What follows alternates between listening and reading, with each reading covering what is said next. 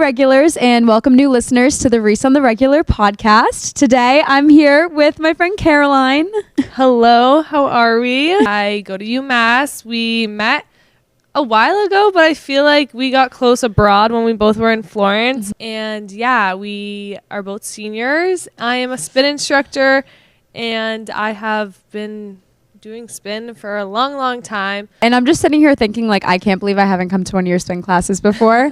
I'm not a big spin person. I've done it like once or twice, and I really want to get back into it, but I always see the classes at the rec, and I'm like, they look so much fun. Yeah, they are really fun. So I'm honestly excited to have you here today to like learn more about like what it's about, and I feel like it's gonna make me like want to book a class right when we get back to school. Let's start with just how you got into it, because was it something that you like were already doing and you were like, okay, maybe I should teach this? Like, so in 2015, I actually found out the other day that it was 2015, and I was shocked because I was 12 years old. No way. 12 years old. And I took my first spin class. My family friends opened up a studio in Reading, and I went with my mom, my sisters. I was 12 years old. That's actually crazy. I sat in the back row. I remember it like it was yesterday. And I remember being next to my mom, and she was like, this is great, like whatever. And then ever since then, I just kept going, and I loved it. Obviously, as I got older, I went more and more often. The music, everything about the room, the atmosphere, it just really like got to me. As I got older, it helped me more like mentally. When I was younger, I just like did it for fun. Yeah. But yeah, so I started in 2015, and then I did it up. I still do it today. Yeah. So I never really stopped. But once I got to college, I took my first spin class at UMass, and I was like, oh my God, I have to become an instructor. Like I just have to. So then I went up right after the class. I was like, how do I become an instructor? She told me, and like you have to do it at the end of the semester. So I like waited for the semester to go by, and then I applied, and I got the job, and yeah, and now I'm teaching at a spin studio outside of UMass in Amherst. Okay. I just got a job there. It's called Brickhouse Spin. Ooh. And I haven't started yet. My first class is on January 6th, so I have to go back to UMass like a little early, but it'll be fun. Yeah. And so, yeah, it really just stuck with me, and I've made it into something that I'm very passionate about. I don't call it work ever. It's more like, this is what I love to do. It's not really a job. So yeah. That's like so important. Yeah. And I'm glad we didn't talk about this before, because I feel like sometimes when I'm discussing topics with people like that we're going to talk about on here, like they start to kind of like tell me background info. I would have never guessed you started when you were 12. 12. That's like crazy. Crazy. Yeah. Were there other like young kids at that class, or were you just like killing it? Like kind of like not really. Like it's a lot of moms and like older people in like their 20s and 30s. At the time I was 12, so like now I fit in great. But back then I probably was one that like, because I was the youngest one, they all loved that I was there. It was so funny. Her name was Candace, and she used to like make sure my bike was there for her, and I was just like her little sidekick. God. Yeah. 12 years old, and like I'm trying to think of like my cousins who are 12, and I'm like picturing them doing on like a spin. Yeah. It's so crazy. Yeah. I know. And so then you officially started at UMass your second semester, like freshman year?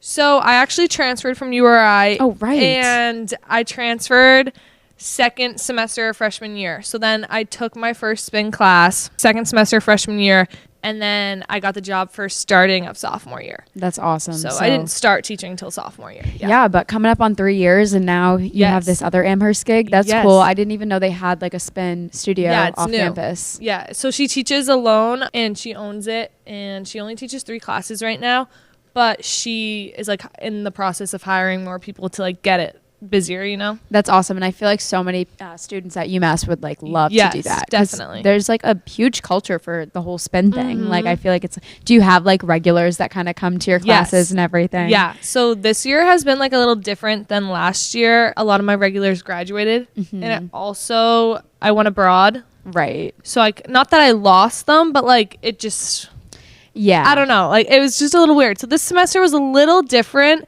definitely had regulars, but different vibes, but not necessarily bad, just a lot different from what I was used to before I went abroad. Yeah. But it was good. Yeah. That's good. That's awesome. How long did it take you to get comfortable both like with spin starting out like when you were 12 and to, you know, be comfortable enough to actually teach the classes? Something that you strive for in the home studio is to get in the front row.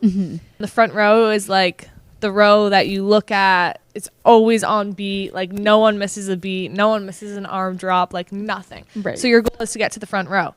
And it took me a little bit to get to the front row. I did get to the front row before I went to college. So that was like kind of a plus. And that was kind of more of a personal goal. It's not like a goal in the studio. You know what I mean? Like it was just, that's what I was striving to be as good as those people in the front row and like as the instructor and all that. And does that like vary from studio to studio? Like I'm sure there's people in different studios who are maybe more skilled, maybe less. So like the front row is a different like standard. You know what I mean? Yeah. And the thing about spin too is that every class is different. No class is the same. There's harder instructors. There's instructors who work at a different, like, I don't really know how to describe it, but like, not that they're easy, but they do like a more variety of types of hills or jogs or sprints and all that stuff. There's one instructor who's the owner of the studio that I actually work at the front desk there too. I forgot to mention that. Okay. The owner of it, I always go to her classes, and that's the class that I had a set goal of getting to the front row. She like helped me become a spin instructor. She's the one that got me into it. It has always been my goal, and it still is. Like even when I go to a class, if I'm in the front row, I know that I need to sit there and be on beat, hit every beat. I don't want to sit down. It pushes me to stay up. It does. And like, even as a spin instructor, I teach classes. Like these classes are still hard for me. You know what I mean? Of course. So at first, as an instructor, it's always like a confidence thing. I struggled with confidence a lot, and being in front of, at UMass we have 40 bikes, so it's like when it's a full class, it's a lot. Everyone's looking at you, and it's not just strangers, it's like all the people you're gonna see out later at the bar. Exactly. You know? My dad always tells me like the day you forget like what everyone thinks about you and all these people who judge you, if you just forget about them, like that's gonna be the day that you like your life just is like turned thrive. Like, it's so true. And my biggest fear was like sitting in front of everyone on the bike and just having all these people judge me. Yeah. And if I messed up, I was like, are they gonna judge me? And we're at that age, like college kids, like there's drama. I mean, high school is a lot worse than college, but like people in college judge other people. They always have something to say, and that was like my biggest fear. Right. It's like I'm up here in front of all of you. Like a giant spotlight on you. Exactly. I was like, if I messed up, like people are gonna talk about me, blah blah blah. And that's what kind of held me back from being comfortable right away and having that confidence right away. It's also a confidence thing with the music. You have to be on beat, like you have to talk while you're doing it. There's a lot more going into it than just getting in front of people, you know? Yeah. You're constantly multitasking up there. Exactly. Like, I don't know how constantly, you do it. Yeah. That's crazy. Were there any like misconceptions that you had about spin, whether that be just like the classes themselves or being an instructor, that when you jumped into it, you were like, oh, this is a little bit different? I think a lot of it too, even nowadays, like outside of UMass, and not just me, other instructors too, like people assume, I don't know, UMass is a little different because it's like a school and like people just sign up when they can to go to a class. But outside of class, like you're kind of the one who's responsible for getting a following. Yes. Getting those people, getting those regulars. And I guess it does tie into UMass because we do have regulars at UMass who come to classes because of you. But people think, oh, I'm an instructor, I'm going to have a full class right away. Like that's not the case. You need to like get your following and all of that. So I think that's a big misconception that people have become an instructor right away. And even at UMass, like I didn't start out with full classes. Yeah. How long did it kind of take you to get to that point? Or was there like a specific class where you were kind of just like, wow, I think it's the timing. Like the timing of the classes at UMass is definitely a big factor into how big the class is. Right, because it's like students, you know, exactly. People have classes. And if like it's a midday class, you're not going to have a full class. But the night classes are usually full. Morning classes are, I wouldn't say totally full, but not super empty. Right. You know? And how often do you teach? So I've taught a different amount every semester. I started off with only 2. I think it was like Thursday and Sunday. If you're a new instructor at UMass, you have the worst times. Okay. Yeah, And like low priority on that. Yes, the higher up you are, you get like a better pick time. Okay. So I started teaching on Thursdays and Sundays my freshman year or sophomore year. And I forget what I taught the semester after that, but I think I moved to 3 classes. So I started at 2, moved to 3 my second semester of sophomore year. And then junior year, I taught 4. Wow. Last fall, I taught 4 spin classes. So I moved up like again. a lot. Yes. It is a lot, but it's also something that like I love. Like I said, I never call it work. Exactly. So I really enjoyed going, and it definitely does get tiring. Of course. Were those split up with different days, or did you ever do like a okay? So I don't think I could do like a morning and night. Yeah, no. I think I did Monday, Tuesday, Wednesday, Friday. That's good though. I mean, like I think about it like I go to the gym those days, Yes. and like so it's kind of a similar thing. And for me, it's like I like enjoy it, so it's not like I have to go do this, you know. Yeah. So that's important. Last spring, I was abroad, so I didn't teach. And then this fall, I actually was signed up to do 5 classes. Wow. 4 of them were spin and 1 was strength. Oh, okay. I started teaching strength this year. Oh my God, that's so cool. I had no idea. Yeah. So that was nice, but then the first week of school hit and I was like, 5 is a lot. 5's a lot, and it's senior year. Yes, And exactly. yeah, you're coming back from abroad. That was a key thing. A lot more goes into it than just showing up. Yeah. There's the playlisting.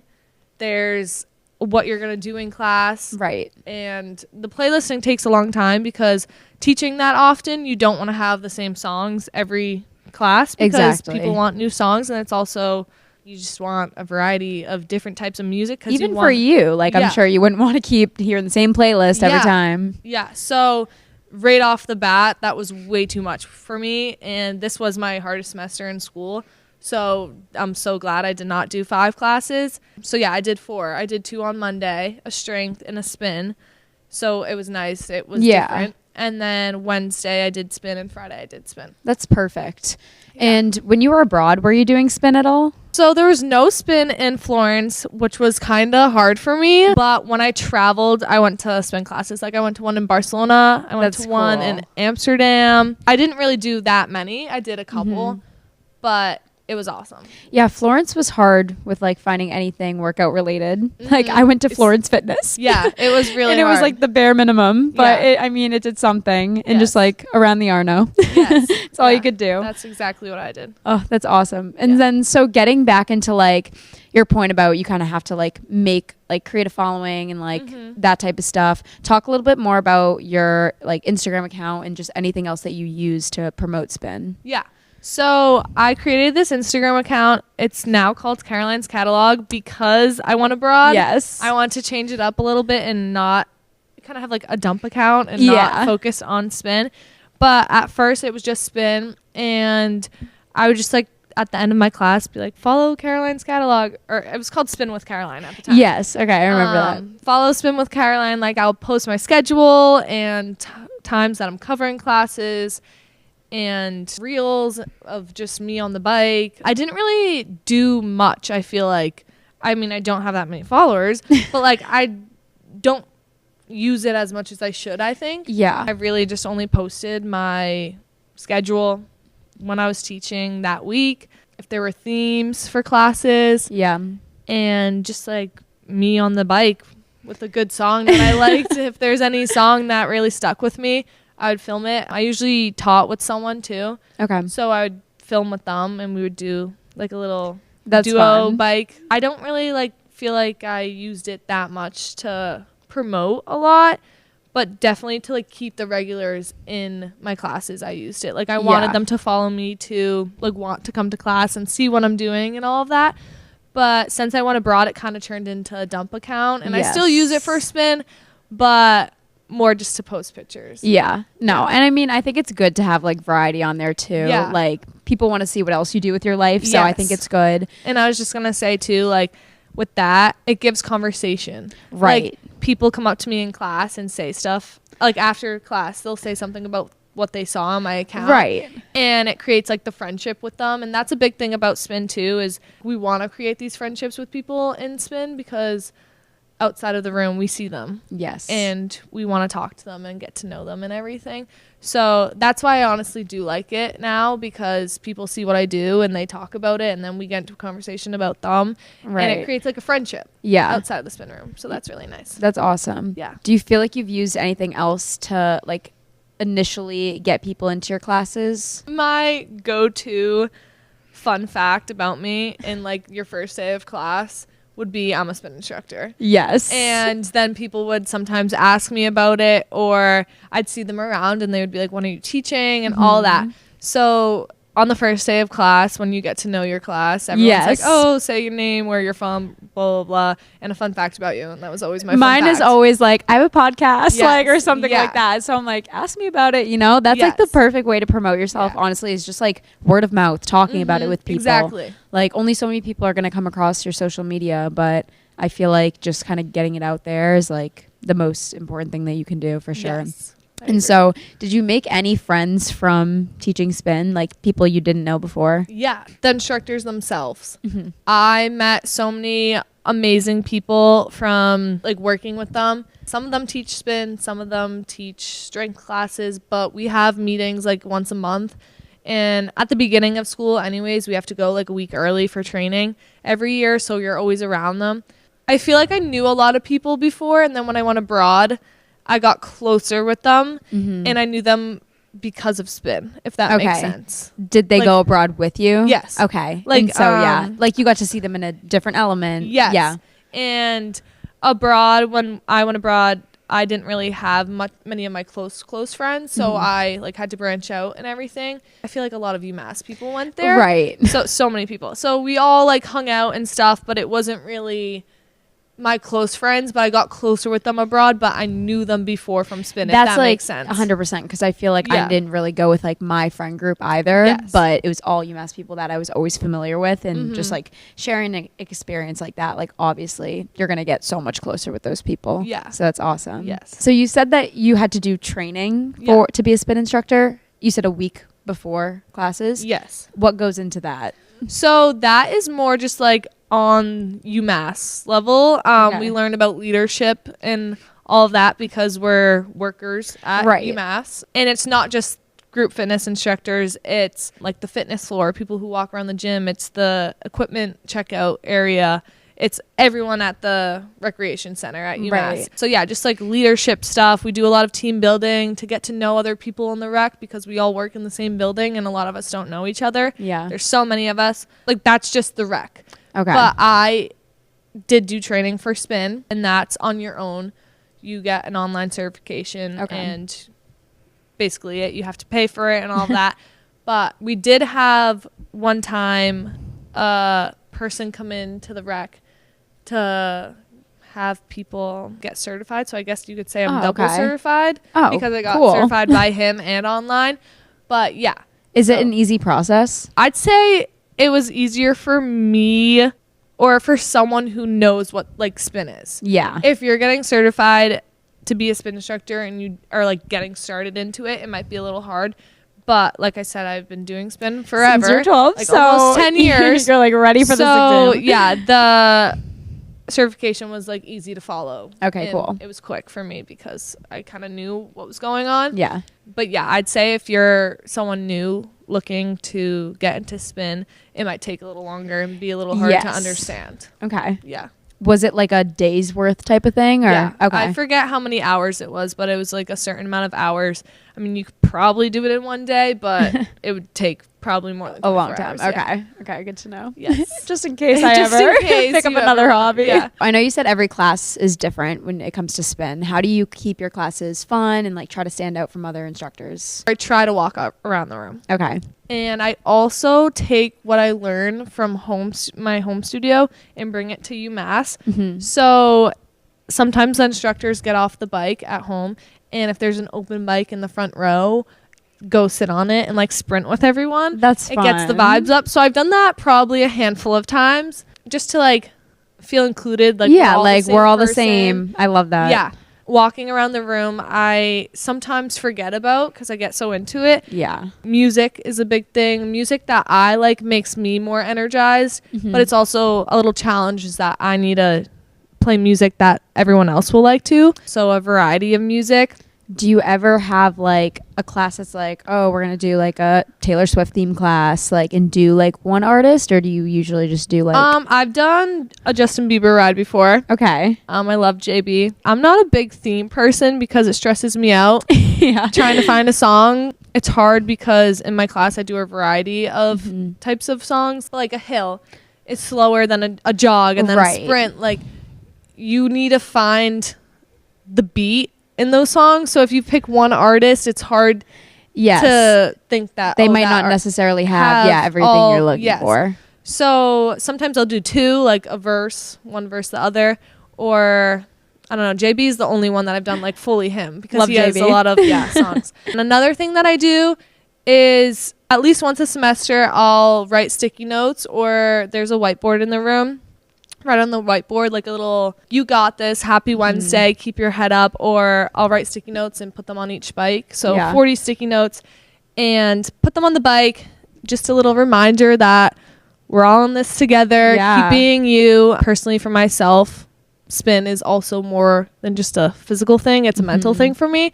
So you never really know what anyone else is going through or why they're there and what they want out of it. So giving them everything, the physical aspect and the mental aspect, is like very huge for me. That's so important. Yeah. I feel like that's really overlooked, and I feel like something as small as a sticky note can like literally change someone's whole day. So I love that.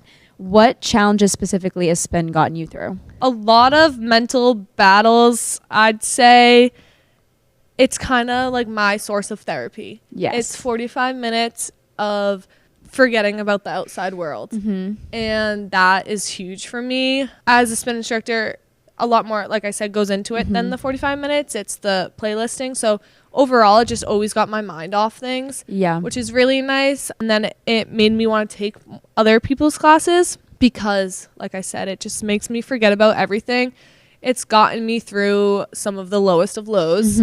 Last fall, I was very down low in the dumps, and spin was my thing that I stuck with and helped me get through. Just overall, it's not gonna change something in one class, but if you stick with it and you find that that is what helps you day after day, then it like over time slowly helps. I think that's so important. I feel like I've talked about it on here before, just like how for me that's the gym. Like it's just my time to like disconnect from everything else, and like it's also such an empowering thing like you're doing for yourself, so gives you a little confidence boost when you're feeling low. But I also think a lot of people struggle to stick with the things they love when they're feeling in the dumps because they're like, everything's meaningless, like, oh, let me just like do nothing. So I love that you kind of like stuck with that and use that as kind of like your coping mechanism. But that's awesome. How do you keep your energy levels up and like stay motivated to go? Like, are there days where you're like, oh, I'm like exhausted and I just like don't want to have to teach this class, but you know, you have all these people kind of counting on you? Yeah, definitely. Like 1000%, especially when it gets colder and you're tired and it gets dark out early. It's hard to get yourself up, and I teach at night sometimes, so it's hard to want to get up and get out of the house after you finished your long day at school. I'm a morning workout person, so the night classes I thought I would like, because usually the energy's higher and the classes are fuller and all that. And so I thought I would like it, but I honestly think I liked the morning classes better. I don't know if I should be saying on this. I mean, it's not really that bad, but I guess fake it till you'll make it, because I get up in front of the room and I'm like, I'm so excited to be here today. I've been looking forward to this all day, even if I wasn't. And then that kind of like turns it around for me. You know what I mean? Even though I'm not super happy to be there. It's like when you're standing outside and it's cold and you just have to be like, I'm so warm. Like you have to just like reverse psychology, like really just trick yourself. But it's important, that you're still bringing the energy for everyone. So I think faking it till you make it is like a good thing. Yes, definitely. And then another thing is, sometimes when you're like, you always ask the room, are we ready to get started Monday or whatever it is? And they're like, woo. It's like, all right, are we ready to get started Come Monday? on, like that was a week. One thing for me that I always remind myself is when I take other classes And the instructor's like, oh my God, like the energy was so low, like that like felt like a horrible class. I just remind myself that for me, when I was taking that class, it felt awesome to me, even if no one's gonna sit there and scream and shout throughout the whole class, you know what I mean? And people are shy, people don't know anyone in the class, so to sit there and scream when you're asking how everyone's doing, no one, I feel like, is gonna do that. Yes, but like, that's no reflection of like how exactly. you were teaching the class. Yeah, and that was kind of like a mental battle I had to get over, because I had to remind myself like how I felt in their shoes. And so that was something that I recently just got over. Yeah. So like I remember one of my first Monday classes I taught at 8:30. I just remember being like, oh my God, that was the worst class I ever taught. Like no one wanted to be there, blah, blah, blah. But then I took like, I think Erica's class on Thursday at 8:30, and she said the same exact thing. And I sat there, I was like, that was like the best class ever. Like that is what I needed. And so that was a big turnaround for me, is like when I took Erica's class and she said that same exact thing I said, I was like, I did not feel that at all. Like I felt like this is exactly what I need this week. Like this is really helpful for me. And I took that information and kind of ran with it. And that's like good. When I thought my classes were horrible, I just reminded myself that no one is going to sit there and scream the whole time. You know what I mean? So yeah. And I think it's good that you're still also like taking classes as you teach, because there's just still so much to learn from that. Yeah, definitely. That's one thing that group fitness, like overall at UMass, we try to do, is take other people's classes. Do you have any personal stories or like memories from just like any classes that you've taught, and maybe a student like came up to you afterwards and thanked you, or just like you could tell that it had a really big impact on them? Yeah, so like I said, spin changed a lot for me. Last fall, I was going through a breakup and I got pushed really low. Not necessarily by that person, but just like I was just brought really low. I lost all confidence in myself. I never thought I'd smile again a day in my life. And look at you. And a year later, I literally am the happiest version of myself, so it's awesome. It's like the best feeling, right? But now in my spin classes, I kind of take what I learned from being so low and use it to push towards my participants, because you never know what anyone's going through, not even like in a relationship. I like to say, like, whatever you're going through, whether it's with school, family, friends, relationship, whatever it could be, something that was always said to me when I was at one of my lowest points is, it's gonna be okay. And I never thought it was going to be. And now that I am okay and I went through it and realized it's okay, I say that to them. Like, I've been through this, and you're not going to believe what anyone's saying to you at one of your lowest points. Right. But you need to sit there and you need to push yourself to get through it. And in the end, it will be okay. And if it's not okay, it's not the end. I say these things throughout class, but I also say them at the end of class. And one of my biggest things that I've said almost every class this whole year is that sometimes things need to fall apart in order to fall back together. Yep. And just saying these small things helps me, because sometimes even I'm the best version of myself right now, I still have bad days. And so it's a reminder for myself, but also the participants. And I've had a couple participants come up to me at the end of class and say like, wow, like your words really stuck with me. I really appreciate everything you said. And that is like, so like warms my heart, because like I said, you never know what anyone's going through. Like you can't tell from the outside what anyone is going through. They don't tell me what they're going through, you know. They're just like, these words stuck with me, and that makes me so happy, because I don't know how low they are, I don't know how high they are, I don't know where they are at whatever they're feeling, but knowing that what I said is helping them in some shape or form really makes me happy. Yeah, that's like the most rewarding feeling ever. Yeah. And I myself have been to like workout classes where they throw in those like just motivational things, and like I don't know, just being in that setting, it hits you different. Like, you're like, that's so right. Like, it kind of flips a switch. And so I think that's great that you incorporate that too, because it really could help someone out like way more than you even intend. But more importantly, like helps you out too. And like just knowing that you're helping other people and you're kind of like giving yourself those reminders as well. Yeah, definitely. I think too, like I always say to my classes sometimes, I'm like, don't be afraid to cry and spin, because the amount of times last fall I cried in a spin class, it was almost every class I went to. It's like emotional. It's so emotional. And in fact, I went to Bespoke in the Cape.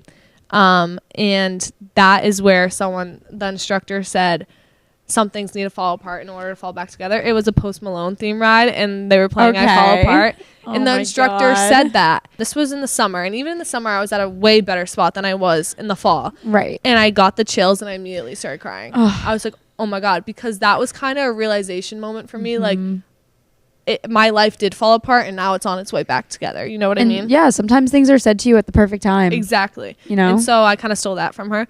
And but I love that. And say it to my class. But exactly, I stole it because it helped me that much. Like, that was my realization point, to be like, wow, like, things are going to be okay. Exactly. And that's the whole thing about like learning from other classes that you're taking. And I'm sure like if there's anyone that takes your classes that like does or plans on teaching spin, like they're going to take so much from your classes and incorporate it too, like in their own style. So I think that's awesome. Yeah. So we're coming up on one more semester at school, which is like scary. We both just got home for break, and I'm like, I can't even think about it. But where do you see spin going for next semester and just like beyond graduation? Yeah, so next semester, like I said at the very beginning, I just got a job at Brickhouse Spin in Amherst. So I'm not really sure how often I'll be teaching there, because I'm teaching at UMass as well. And I also just got an internship. And so I'll be all over the place kind of next semester. I'm a part-time student, so I have a lot of free time on my hands, I'd say. So I'm kind of building my schedule with spin and the internship and all of that. And then after that, I hope to teach at the home studio that I've always grown up going to. It's called Tread in Reading, and she has a location in Winchester as well. Okay, cool. But teaching there, and I guess it kind of, my dream thing out of college to do is to work with spin. My issue is that you can't make enough money. Right. Only being a spin instructor out of college. So you kind of have to work around that.